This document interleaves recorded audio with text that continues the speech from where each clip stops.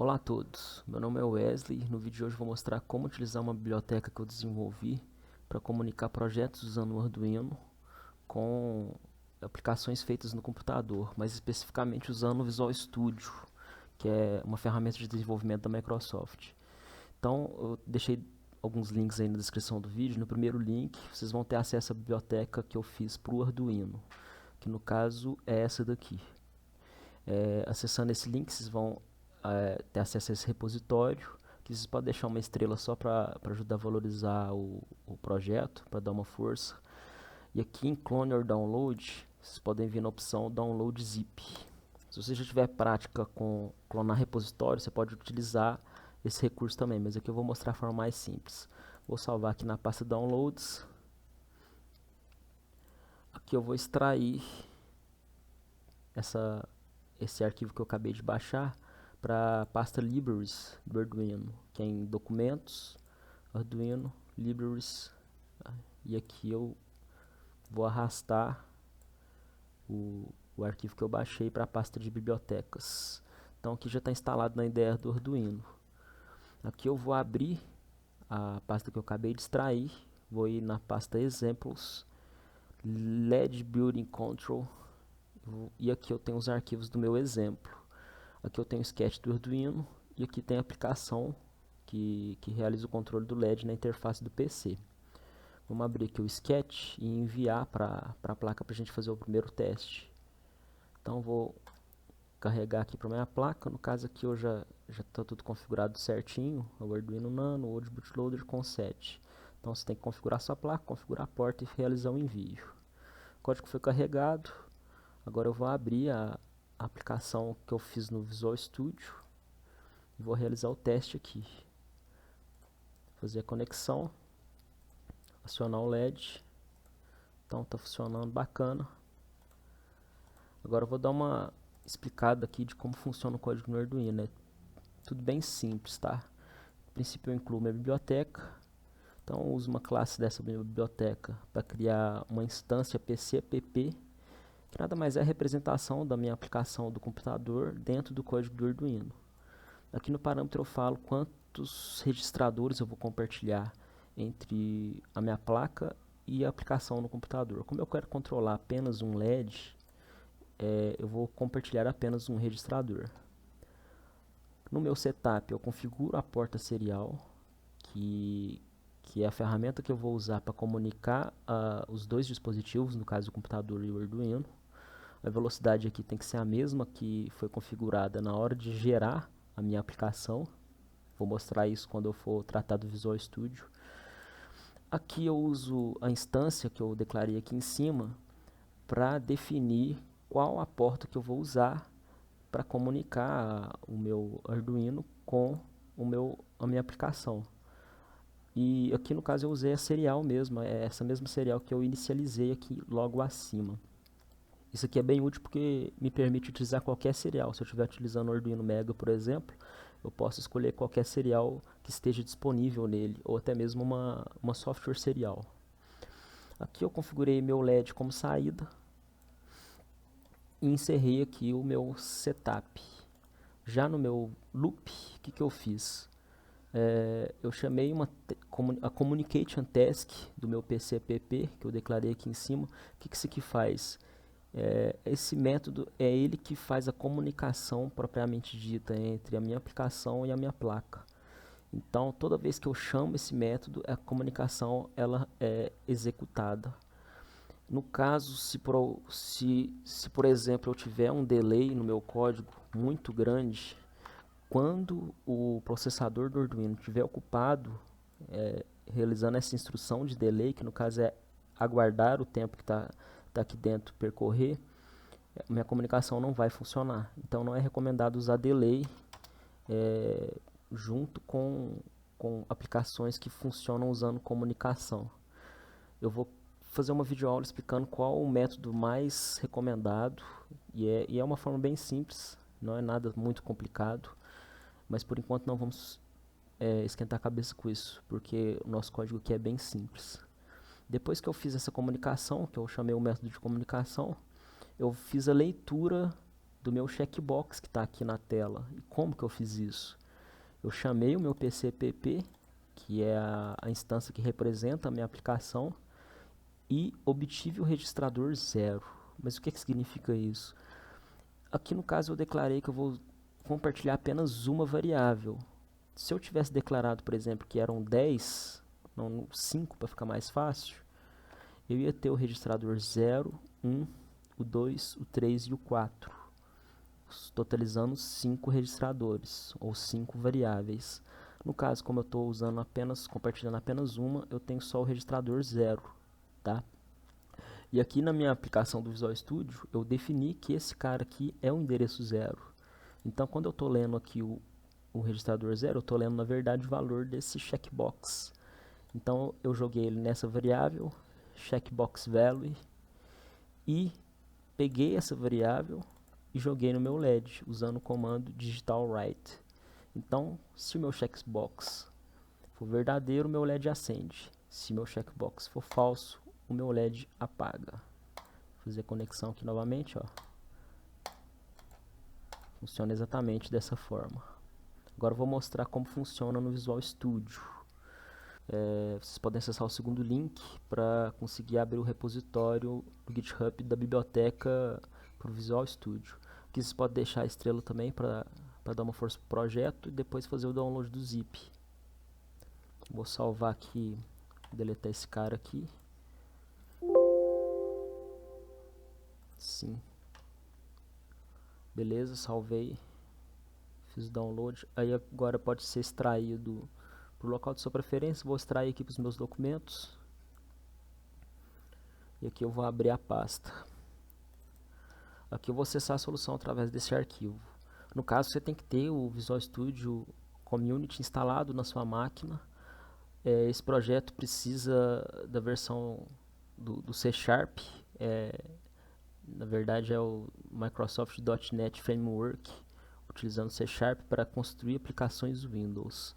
Eu vou fazer um vídeo de instalação do Visual Studio 2019, ou da versão mais recente que tivesse, se existir alguma dificuldade nesse ponto. Então, através desse arquivo eu abro a solução. Minha solução contém 2 projetos, tá? Mas antes de mais nada, o recomendado é compilar a solução, antes de abrir qualquer editor. Beleza, estou com meus 2 projetos compilados.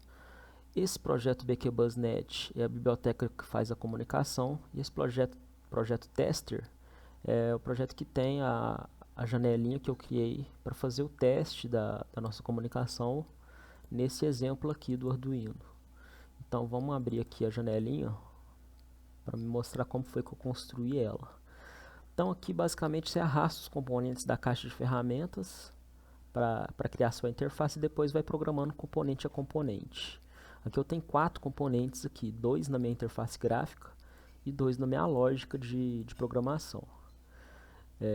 Esses 2 que estão na minha lógica de programação são a porta serial do PC, que faz a comunicação da aplicação com o Arduino, e o Arduino em si, que na verdade é um objeto que utiliza o protocolo que eu desenvolvi nessa biblioteca para fazer a comunicação, fazer um link da minha porta serial do PC com o Arduino, conseguindo transmitir essas variáveis, esses registradores que eu defini aqui, ó, o tamanho, o endereço e tudo mais. E como que isso aqui é feito? Essa aqui que é a parte mais importante da aplicação. Vou mostrar aqui como que eu faço. Então aqui eu procuro serial port e arrasto para minha barra aqui embaixo, e depois procuro o BQBuzz, né, que é o protocolo, e arrasto aqui também aqui para baixo. Minha serial port eu posso chamar ela do que eu quiser aqui. Vou chamar ela de serial 2, porque eu já tenho serial normal aqui. E aqui eu posso chamar o nome do componente que vai usar o protocolo. Pode ser um Arduino 2 também. Então posso ter 2 Arduinos na minha mesma aplicação. Nada impede que eu faça isso. E aqui no Arduino 2 eu defino qual porta serial eu vou usar. No caso, serial 2, que é essa. E na minha serial 2 eu defino os parâmetros, as configurações dela, velocidade, né, baud rate e o nome da porta, que tem que ser os mesmos do meu Arduino. Ó, velocidade e a porta com 7. Se você olhar aqui na serial que esse Arduino está usando, 9600 com 7. Se isso aqui tiver diferente, não funciona de forma alguma. Vou deletar aqui esses dois componentes que eu criei só para demonstrar. E agora eu vou para a minha programação dos meus componentes. Agora eu vou explicar um pouco de como é feita a programação de cada componente. Aqui, no caso, eu tenho 4, né? Os componentes de interface gráfica são bem simples de serem programados. Cada componente ele tem um evento e esse evento pode chamar um trecho de código. Por exemplo, esse botão aqui, se você vir em propriedades, aqui tem as propriedades específicas dele, que são nome, texto, cor, esse tipo de coisa. E aqui tem os eventos. E aqui você pode escolher qual evento. Olha, tem uma lista gigante de evento. No caso, o que eu já programei é o clique, que eu vinculei. Aqui você pode escolher qual função que você vai chamar. Se você quiser criar uma nova função, você pode dar um duplo clique em qualquer evento aqui que você queira programar. Só para a gente ter um exemplo mais prático, vou criar um botão novo aqui. Vou clicar 2 vezes nele. Perceba que ele já criou uma função específica para esse componente. Quando eu dou esse duplo clique, ele chama a função mais, digamos assim, importante a ação mais importante desse componente. No caso do botão é o clique. Perceba que ele mesmo já vinculou a função ao meu componente. Mas eu posso programar qualquer outra aqui para baixo, tá? Vou deletar agora o botão aqui, porque eu não quero usar ele. Vou deletar essa função aqui também da minha lógica. Então, basicamente, você pode ter acesso à principal ação dando um duplo clique em cima do componente. Vamos analisar agora a lógica de cada um desses dois componentes aqui, com o programa em execução. Antes de colocar o programa em execução, eu citei que a gente tem 2 projetos nesse código, que é o da biblioteca e o do meu tester. Se eu tentar executar o código da minha biblioteca, eu vou ter um erro, porque aqui eu não tenho uma aplicação para ser executada. Se eu pressionar aqui em iniciar, vai me dar essa informação. Não é possível iniciar um tipo de saída de biblioteca de classes diretamente. Aqui ele até dá uma recomendação. Para depurar esse projeto, adicione a essa solução um projeto executável que faça referência ao projeto de biblioteca, que é o que já está feito aqui, tá? Esse tester aqui, ele tem nas suas referências aqui embaixo a minha biblioteca que está aqui em cima. Então, eu tenho que executar esse projeto. E como é que eu faço isso?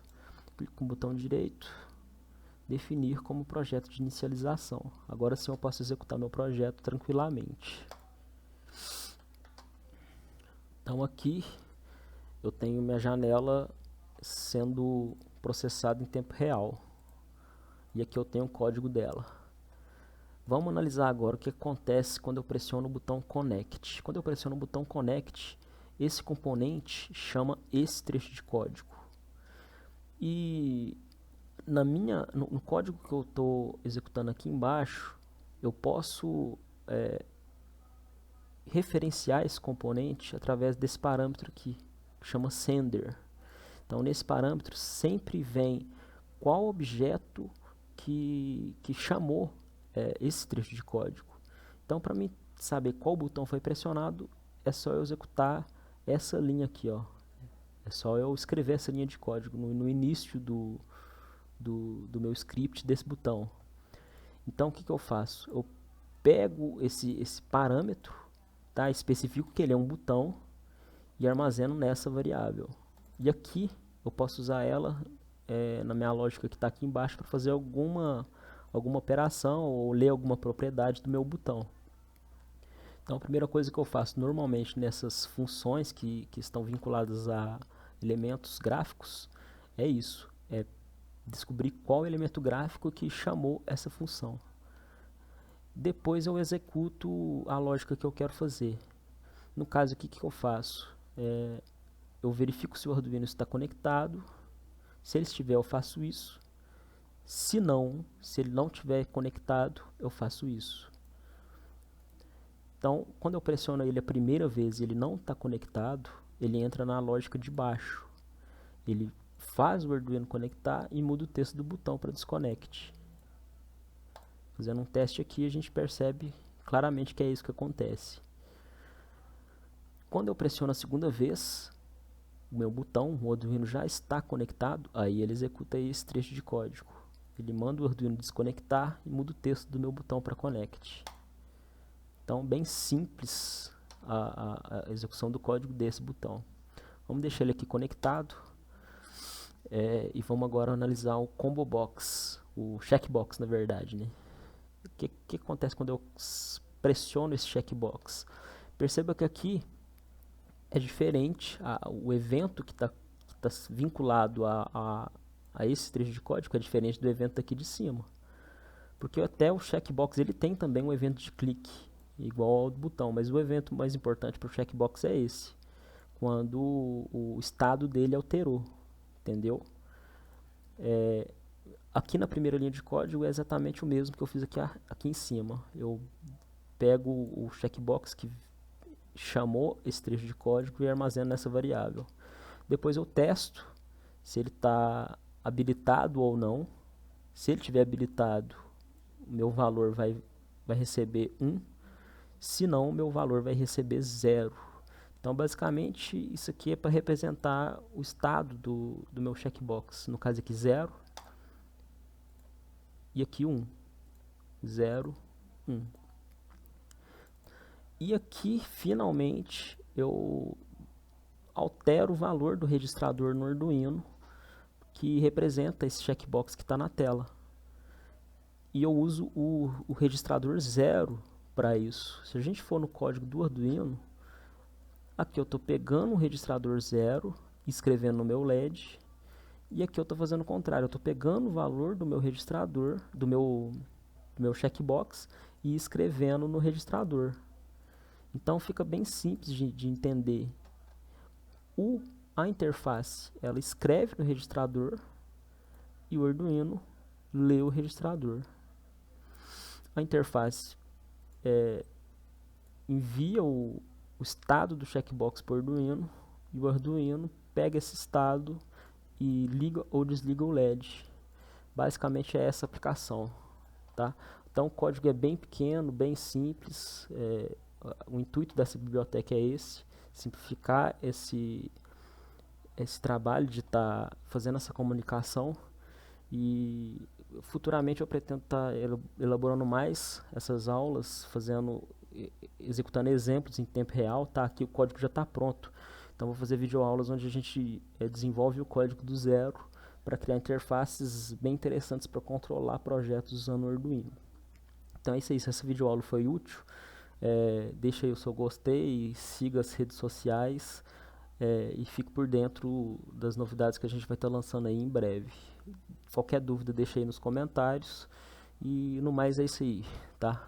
Agradeço a todo mundo aí e espero vocês nos próximos vídeos. Falou!